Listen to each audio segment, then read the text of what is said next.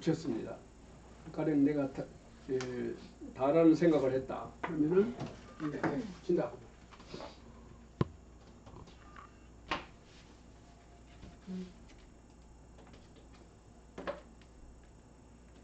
붙인다.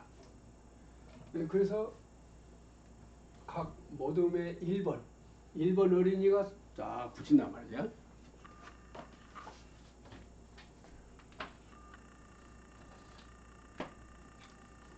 또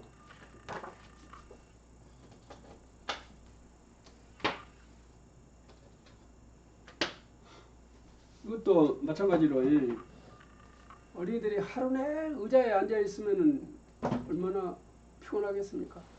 그러니까 애들이 들어서 나갔다 들어갔다 하게 되도록이면 이와 같이 되도록이면 애들이 많이 움직이도록 하는 것이 좋단 말이에요.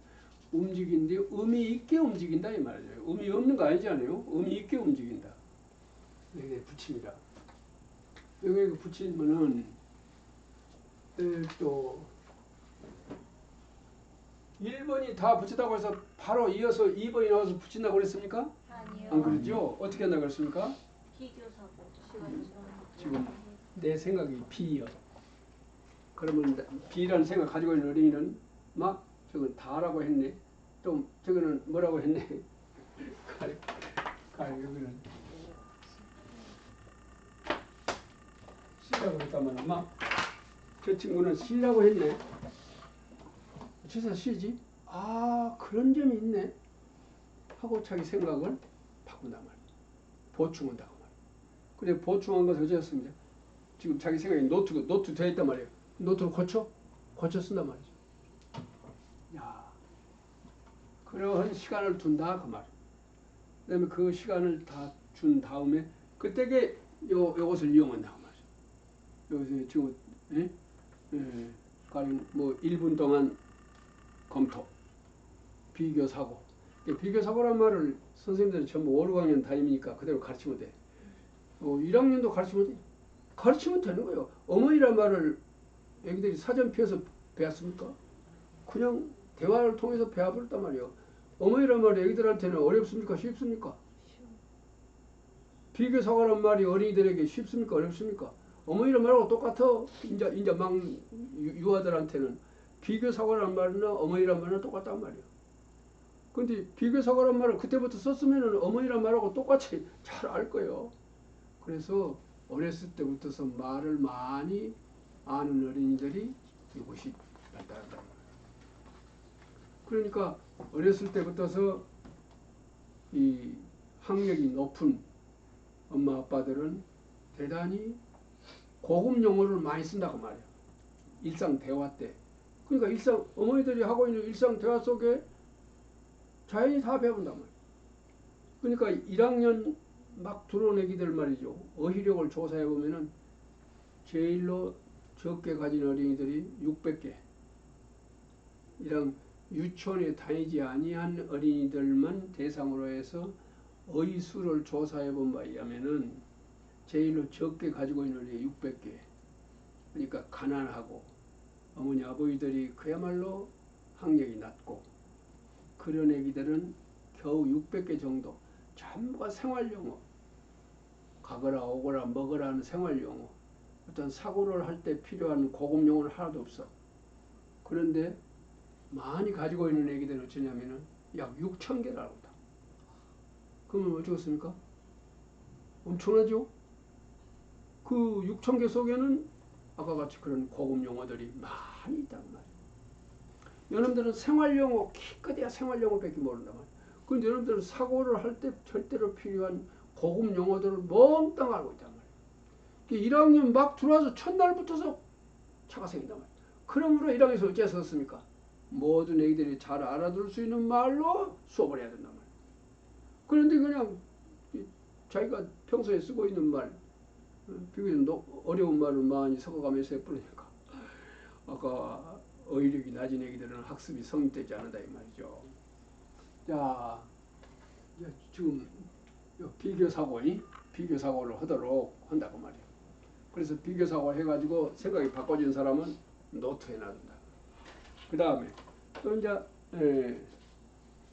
그것이 요 쓰기에 의해서 몇 분 동안 시간을 딱 줘본 다음에는 그 다음에는 또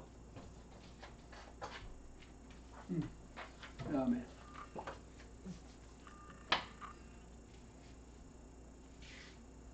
이거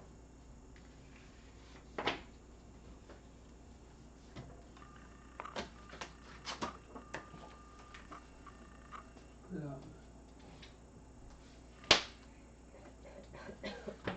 또 이렇게 아까와 같이 또 거의 되풀이된다 그 말이에요. 또 비교 사고가 되풀이. 그래서 애들이 보면은요 노트에다가 바꿔진 자기 생각을 쓰기 때문에 바로 그 대목만 전부 다 선생님이 노트를 본단 말이에요. 여기서부터서 생각이 점점 변형되어가는 점점 자기의 생각이 보다 더 타당한 생각으로 변해가는 것을 뭐라고 말하냐면은 향상적 변형이라고 그래요. 이 말이 이제 앞으로는 설명 않기로 해요. 네. 향상적 변형이라는 말이 뭔 말인지. 네. 어렸을 때부터 향상적 변형이라는 말을 알아. 선생님들 지금부터 알아버리면은 다른 사람들은 못 알아듣어도 선생님들은 다 알아들을 수 있을 거 아니야? 자, 어쨌든 이렇게 쭉은 해갑니다. 똑같이 해갑니다. 그리고 4번까지 해갑니다. 그런 동안에 우리 어린이들은 노트를 어쩌겠습니까? 이것이 처음부터 쭉 이루어진 동안에 계속해서 노트도 향상적으로 변형되어 간다 말이야. 머리에 생각했던 것을 노트에 전부 다 그대로 향상적으로 변형되어 간다 말이야. 야, 그래서 이제 제일 밑에 오면은 우에 있는 생각들하고 제일 밑에 4번을 생각하고는 어쩌겠습니까? 요 4번들이 제일로 많이 진리에 가까워져. 비교 사고가 이루어졌기 때문에 어쩌겠습니까? 물론 이제 비교 사고는 다 똑같이 이루어지지만은 이 애들은 처음부터서 자기 생각과 늘 그렇게 해서 여기까지 오는 동안에 계속해서 비교 사고가 이루어져서 노트 보면 많이 변화가 되어 있단 말이에요. 자, 그럼 어찌할 수 없습니까? 또 다른 어린이들도 여기까지가 끝난 다음에 자기 제일 마지막 생각을 다시 전부 이 카드를 주어가지고, 그러니까 이 카드를 몇 장 가지고 있었어요, 애들이. 뭐 하루에 여러 장 그때그때 나눠주지 말고 한 10장 정도 줘가지고 근다든지 요것도 한 10개 정도 각자 가서 갖고 그때그때 쓰도록 이래가지고 여기다가 여기까지 비교 사고를 통해서 변화된 노트를 보고 새로 써가지고 전부 바꿔붙이기, 전부 다 바꿔붙이기, 전부 바꿔붙여라. 지난번에 시간이 없어 요 얘기 미처 못했는데 바꿔붙이기를 해. 전부 나와서 바꿔붙이기.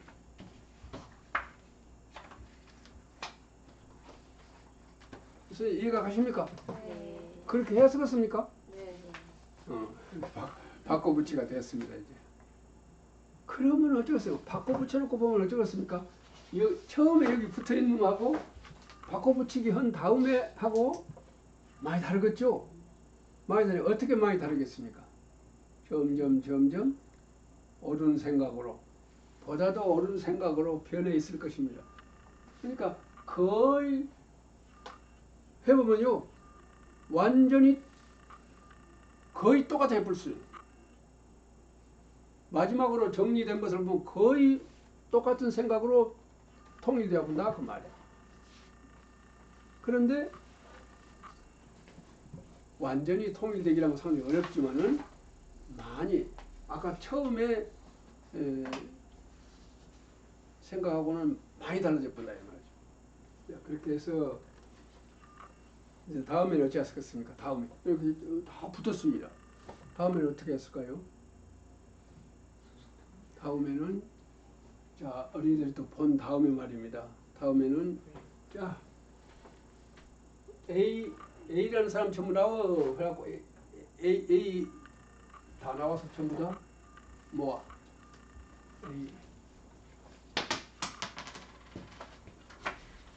A 모아서 여기 딱 모아서 딱 A가 다 모아지죠. 자, 그 다음에 B 나와. 그래갖고 B가 전부 나와서 카드를 전부 모아서 선생님한테 줍니다. 모아서.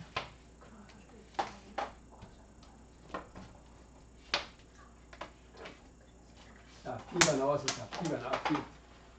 그 다음에 C가 나와서, 전부 나와서. 자, C. 그러면 A, B, C를 딱 이렇게 분류가 됐습니다. 다음에는 어쩔 수 없습니까? 분류가 됐으면 이 다음에는 여기 가서는 토론해야 되겠죠. 토의하고 토론하고 해야 되겠습니다. 또 이와 같은 과정을 밟는 것이 파상형 전원 동시 발표입니다. 근데 이와 같은 아이디어는 다른 경우도 응용을 할 수 있는 데까지 해야 됩니다. 이렇게 처음에 이런 식으로 앉아있는 자기 생각을 계속 비교 사고를 통해서 변화시켜 간다. 향상적으로 변형시켜 간다. 이러기 때문에 지금까지 우리의 수업은 잘아내기 이렇고 못아내기를 이랬었습니다. 처음에는 이랬던 것이 점점 수업이 진행될수록 이렇게 됩니다. 근데 이러고 어쩌겠습니까? 이러고 됐던 것이 점점 이렇게 해서 자꾸 올라가. 향상적 변형이다 그 말입니다. 이거 내가 지금 말만 하고 있는 것입니까? 실제로 그렇게 되는 것입니까? 실제로 그렇게 되겠죠? 네. 이것이 수업이다 그 말이에요. 이것이 지적 장애가 없는 보통의 모든 어린이들이 수업의 목표에 도달할 수 있도록 수업하는 방법이다 그런 말입니다. 자, 지금 동시 발표에 대해서는 전원 동시 발표에 대해서는 매우 중요한 것 두 가지를 말씀을 드렸습니다만은 사실은 두 가지뿐만 아니라 또 있어. 그래서 여러분들한테 나눠 드린 그게 바로 자, 그 중에 하나가 간단하게 살펴보겠습니다. 여기 카드형. 아까 카드형을 해봤죠? 네. 카드형을 한 거. 카드형이 있고요. 자, 그 다음에 보면 이제 카드형에 대해서는 이런 식으로 쭉 설명이 되어 있습니다. 설명이 그다음에는 아까 소신형 전형고 했고, 그 다음에 주원이 파상형 했고, 그 다음에 이제 판서형. 판서는 무엇입니까? 각자가 자기 나름의 생각을 마련했을 때에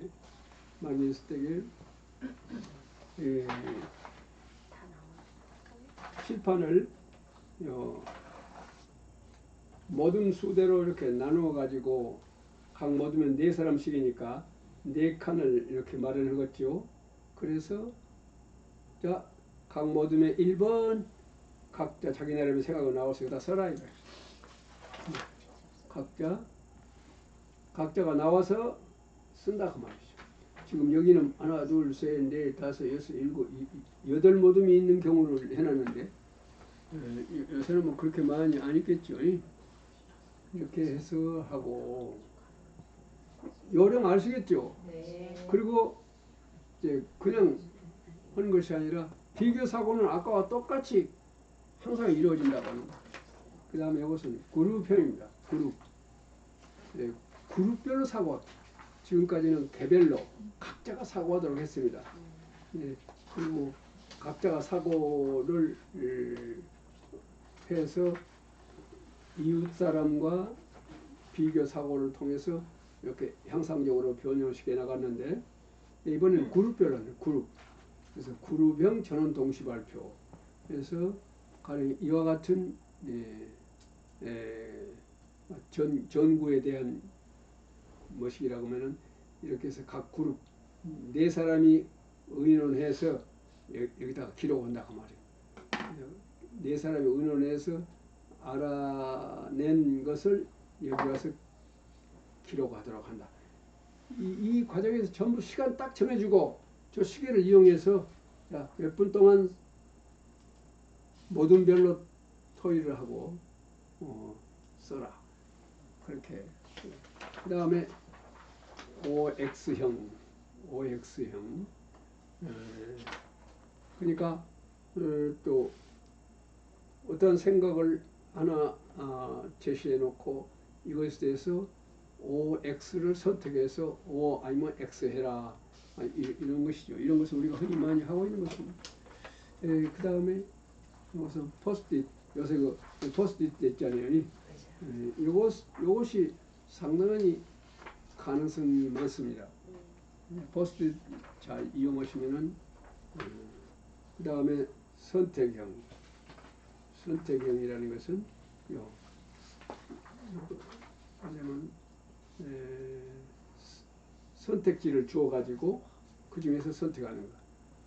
그래서 순위를 선택한 사람, 철수를 선택한 사람, 영위를 선택한 사람 이렇게 해서 그룹을 만들어 가지고 그룹끼리 자체 토의, 그 다음에 그룹 대항 토론 이렇게 하면 좋습니다. 그 다음에 짝꿍형이라는 것은 자기 짝꿍끼리 하는 또 이렇게 해서 지금까지 쭉 말씀을 드렸습니다만은 전원 동시 발표의 메리트가 무엇이냐 하는 걸 조금 적어. 전원 동시 발표의 메리트 쭉 그 다음에 이것이 뇌의 발달하고 어떤 관계가 있는가 하는 것에 대해서 적어봤습니다. 또 이것도 같이 한번 읽어볼까요? 뇌 일학이 자신의 생각을 발표하고 설명하는 일에 의 뇌와 관련 누군가 시작. 누군가에게 자신의 생각을 말하는 일만으로도 남의 말을 듣고만 있을 때보다 전투전야가 활용하여 뇌가 활성화된다. 똑똑하다는 무기 뇌가 활성화된다. 실제로 소리를 내서 발표하고 설명하면 뇌가 위의 경우보다 더 활성화된다. 이러므로 각자의 의견을 자주 그리고 적극적으로 발표시키고 설명하도록 꾀해야 한다. 오케이. 이것은 가와시마 류타라고 하는 과학자가 하는 말입니다. 또 이 정도로 해서요. 전원 동시 발표에 대한 것은 마치도록 그렇게 하겠습니다. 이 전원 동시 발표를 공부하느라고 우리는 수업사례 2개를 공부를 했습니다. 지난 시간과 이번에요. 지금까지 이 전원 동시 발표에 대한 말씀을 들으시고 혹시 질문 같은 거 있으시면은 질문이나 소감 그런 거 있으면 말씀해 주십시오.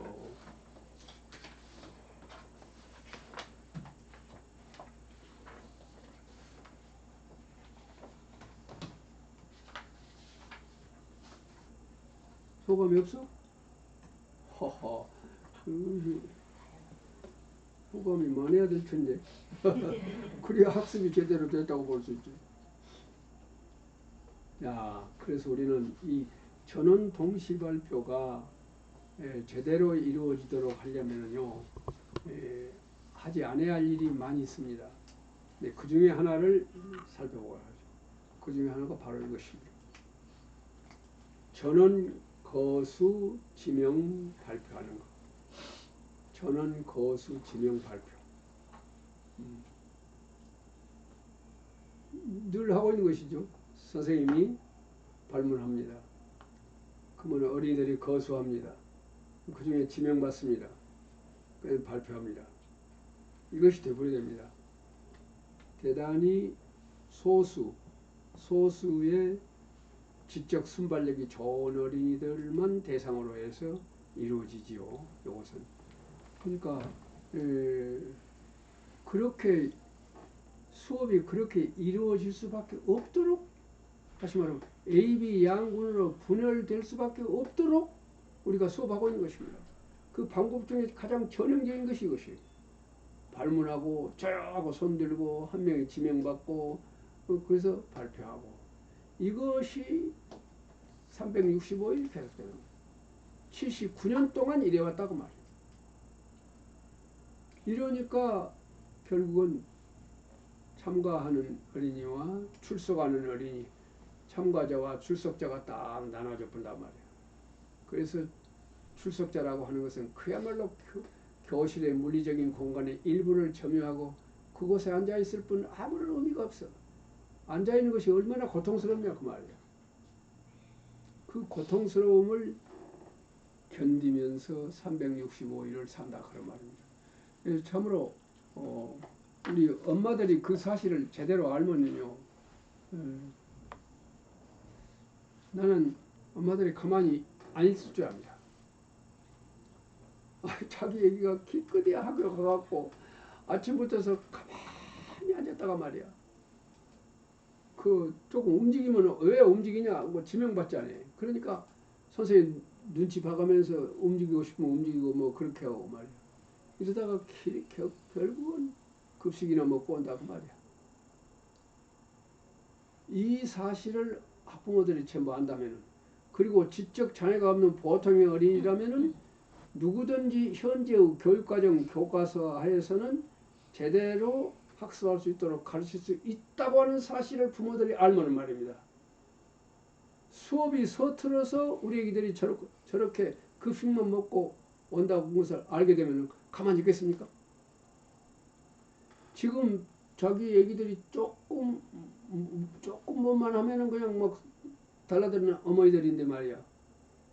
이게 학습이라고 하는 것은 이게 그런 사실을 알면은 그것을 용서할 어머니 아버지가 없을 거란 말이야. 그날이 돌아온다고 말이야. 선생님들 설 자리가 없어. 지금과 같이 수업에서는. 그날이 지금 점점 가까워지고 있습니다. 근데 우리 선생님들 그걸 모르고 있습니다. 모르고 지금과 같이 영원히 학교가 그렇게 될 줄 알고 있습니다. 그렇지 않습니다. 선진국에서는 이미 학부모들이 그것을 알고 말이죠. 결국 그 사람들이 행동하고 있습니다. 그래서 괴물 부모라는 말이 나옵니다. 또 그날이 점점 가까워져 오고 있고, 그날이 왔을 때는 선생님들이 수업 기술을 배우려고 그야말로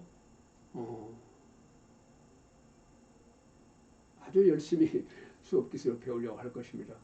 그때 지도자가 있었을 것입니다. 선생님들이 그때 지도자가 돼야 될 것입니다.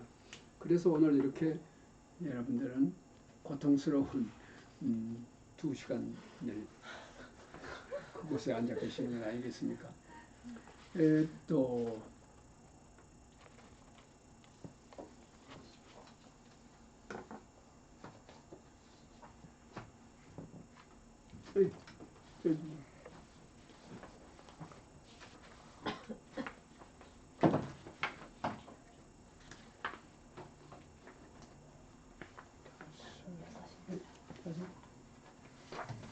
교감 선생님.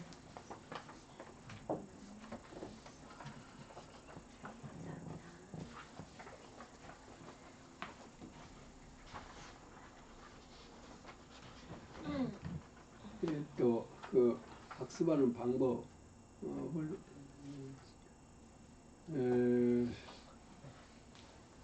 선생님들께서 이것을 읽어보시고 자습을 해주셨으면 좋겠습니다. 네, 오늘 이야기는 이 정도로 마치기로 하겠는데요. 질문이 없으실까?